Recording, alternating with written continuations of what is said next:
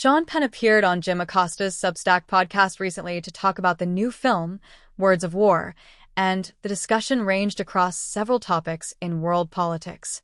The always outspoken actor and activist didn't hold back his thoughts about the danger of President Trump and the direction the country is heading in. While talking about El Salvador's President Nayib Bukele and whether Trump will try to stay in the White House past his term limit, Penn said that we should consider worst-case scenarios and that Trump might try to destroy the world before he ages out of life. I do think it's a reasonable theory that Donald Trump is not unlike the spouse of someone who leaves him, perhaps for another, who then murders their former partner because if they can't have her, nobody can, Penn said.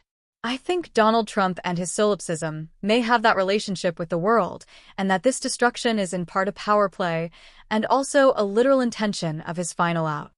Congressman Eric Swalwell, who is an executive producer on Words of War, along with Penn, and was also a guest on the podcast, said, "What worries me is if he doesn't believe there's somebody who can protect him, you will see him ratchet up what he's willing to do to the country to protect himself.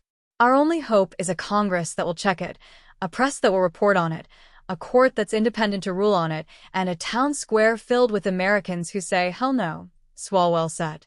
Maxine Peake and Jason Isaac star in Words of War, about the late Russian journalist Anna Politkovskaya, who was assassinated outside the elevator of her Moscow apartment in 2005.